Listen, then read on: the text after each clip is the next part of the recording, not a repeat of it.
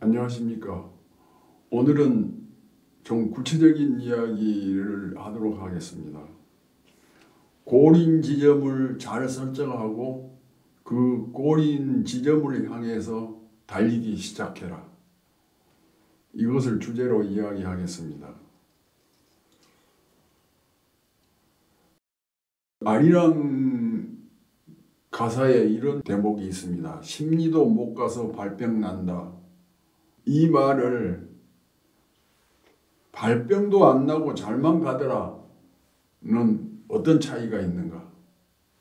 내가 11살 되던 어린 시절에 우리 집은 잠밥에 빠져 있었습니다. 잠밥이란 말은 그만한 자식들에게 살림살이가 잡혀 있다. 그러니까 헤어나지를 못한다. 그랬을 때 그 집안은 잠밥에 쌓여 있다. 그렇습니다. 그 잠밥에 쌓여있던 어머니는 기미흉년이 뜬 겨울과 봄철 가뭄에 보리밥김을 메고 북을 돋우면서 마을에서 들려오던 회갑잔치의 아리랑 합창소리, 십리도 못 가서 발병 난다에 맞추어 이렇게 맞장구를 치던 노래를 불렀는데 그 가사를 거꾸로 바꾸고 불렀습니다. 발병도 안 나고 잘만 가더라. 세워라 내어라 오고 가지를 말아라. 그렇게 부르자 우리 어머니는 또 반대로 세워라 내어라 어서 가거라 하고 바꾸어 불렀습니다. 말하자면 고통스러운 시간을 빨리 보내고 싶었던 것입니다. 잠밥에 쌓이던 어머니가.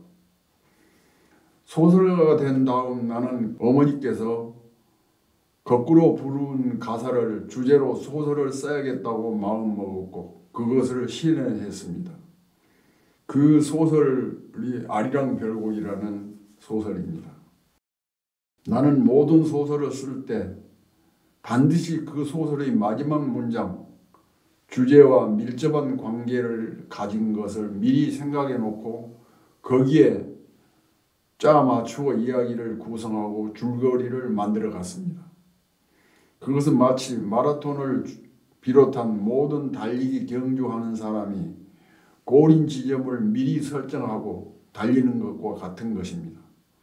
미리 준비했다가 마지막에 내놓는 발병도 안 나고 잘만 가더라 라는 마지막 문장은 현대 축구나 농구 경기의 극장골이나 버저비터처럼 유도 경기의 업어치기 한판승처럼 소설을 완벽하게 만들어줍니다.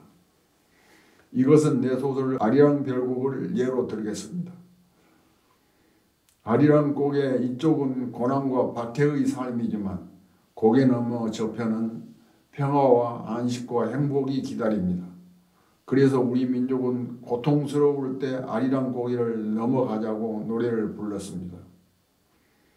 보릿고개도 그와 다르지 않습니다. 한 할머니는 남편이 20살에 징용에 가서 죽어 돌아오지 않았습니다. 남편이 배에 담아주고 간 아들이 자라서 베트남 전쟁에 용병으로 참여했다가 죽었습니다. 며느리는 이웃 젊은 남자하고 정을 두고 삽니다. 아들이 며느리의 배에 담아놓고 간 손자는 고등학교 졸업 후 여친 때문에 다른 친구와 싸우다가 죽어갔습니다. 이제 할머니 옆에 남아있는 가족은 없습니다. 그녀가 봄철 보리밭에 기임을 맵니다. 일본 징용 갔다가 일본 교포로 사업에 성공한 동네 한 남자가 고향 마을에 돌아와 마을 사람들에게 잔치를 베풀었는데 사람들은 그 남자를 얼싸안고 아리랑을 부릅니다. 아리랑 아나리오 십리도 못 가서 발병이 난다고 부릅니다. 그때 할머니는 혼자서 밭을 매면서 발병도 안 나오고 잘만 가더라 하고 흥얼거리고 소설은 여기서 끝나는 것입니다. 소설을 쓰는 사람은 자기가 하고 싶은 이야기를 관념적인 말로 설명하면 안 됩니다. 설명하면 설명문이 되는 것입니다. 그냥 주제 담긴 말 한마디를 들려주고 이야기를 끝내야 합니다. 그게 강하게 독자의 가슴을 울려주는 것입니다. 오래전에 가수 김원중의 달거리 콘서트 이야기 초대 손님으로 출연했는데 사회자가 생명력이 무엇이냐고 물어서 그해 4살 난 외손자에 대한 이야기를 했습니다. 제 어미가 새벽일을 놀이터에 데리고 갔는데 그놈은 한없이 시소를 타고 미끄럼을 타려 했습니다. 어미는 아들 노는 것을 구경하는 것만으로도 지쳐서 그놈을 억지로 이끌고 집으로 왔습니다. 더 놀고 싶은 그놈은 현관바닥에 선 채로 다시 놀이터로 가자고 떼쓰며 울었고 어미는 그 울음 그치게 할 여력이나 뾰족한 수가 없어 응접실 소파에 기대 앉아 있는데 한 20분 울던 그놈이 문득 어미들 향해 엄마 나 뭐 좀 마시고 싶어 하고 말했습니다. 어미가 이제 그만 울려나 보다 하고 우유를 주었는데 그놈은 그것을 꿀꺽꿀꺽 다 마시고 나서 그놈은 이제야말로 다시 힘껏 울기 시작했습니다. 이 이야기 속에 생명력이 들어있습니다. 그 아이가 다시 울기 시작한 것 그것이 생명력인 것입니다. 소설가는 생명력에 대한 이야기를 사전적으로 설명하지 않습니다. 생명력이란 뭘 먹고 사느냐고 물어서 내가 이렇게 말했습니다.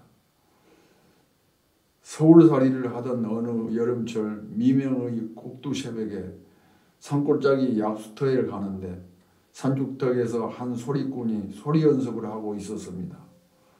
적벽과 세타령 중의 도탄의 빠진 군사하고 꺾고 굴리는 이 부분을 10번쯤 거듭 불렀는데 그때마다 청구성이 나오지 않고 삑삑거리는 깨지거나 찢어진 소리만 나왔습니다. 그때 그 소리꾼이 부른 그 삑삑거리는 소리 대목이 절망일 터인데 성취를 위한 생명력은 그러한 실패와 절망을 먹고 삽니다. 생명력은 실패와 절망을 먹고 산다는 이야기입니다. 글을 쓰는 사람은 늘 이야기의 힘을 믿고 생략할 줄을 알아야 합니다. 웅변가가 마지막 말을 강조하듯 사전적으로 관념적으로 설명하지 말고 이야기를 통해서 서술해야 합니다. 발병도 안 나고 잘만 가더라 이러한 이야기로서 끝을 맺어야 하는 것입니다. 발병도 안 나고 잘만 가더라 이것이 꼬린 지점인 거예요.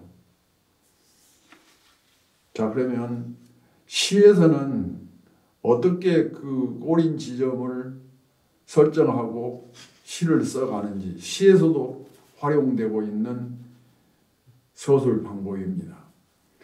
제가 첫사랑 여인이라는 시를 쓴 적이 있는데 이것으로 예문을 삼겠습니다. 무더운 한여름밤에 천장의 형광등 죽이고 자리에 누운 채 TV를 보다가 오른팔의 살갗을 스치는 섬뜩한 차가움에 소스라쳐 일어나니 꽃뱀 한 마리가 나를 쳐다보았습니다. 당황한 나는 재바르게 형광등을 켜고 검붉은 얼룩무늬로 단장한 새빨간 혀를 널름대는 그녀를 파리채로 걷어내고 방바닥을 기어 달아나는 그녀를 빗자루로 쓸어 방충망 밖으로 내치고 나서 멍해졌습니다. 대관절 어떤 틈새로 들어왔을까? 그런 나를 말없이 지켜보던 내 주변을 얼씬대는 여자들에 대한 촉이 날카로운 아내가 빈정거리듯 냉랭하게 말했습니다. 당신 참말로 매정하네. 당신 첫사랑이구만. 몸짓, 눈빛, 널름대는 빨간 혀를 보니 당신하고 하룻밤을 함께 하려 했던 모양인데 당신이 너무 무정하게 내쳤어요.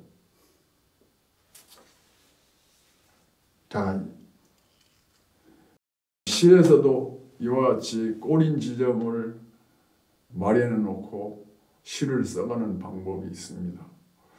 오늘은 꼬린 지점을 설정하고 써나가기 시작해라. 이것을 주제로 이야기했습니다.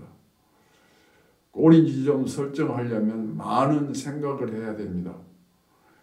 우리들은 누구에게 들은 이야기 한마디를 만들어 놓고 그것을 꼬리 지점으로 활용하면 좋은 글을 써낼 수 있습니다. 여러분들도 이와 같은 방법을 활용해 보면 좋겠습니다. 감사합니다. 한승원 선생님의 강해는 매주 1회에서 2회 업로드합니다. 교재는 한승원 글쓰기 비법 108가지입니다. 글쓰기는 영혼을 맑게 하는 세상에서 가장 아름다운 비약입니다. 구독, 좋아요, 알림 설정 꼭 부탁드립니다.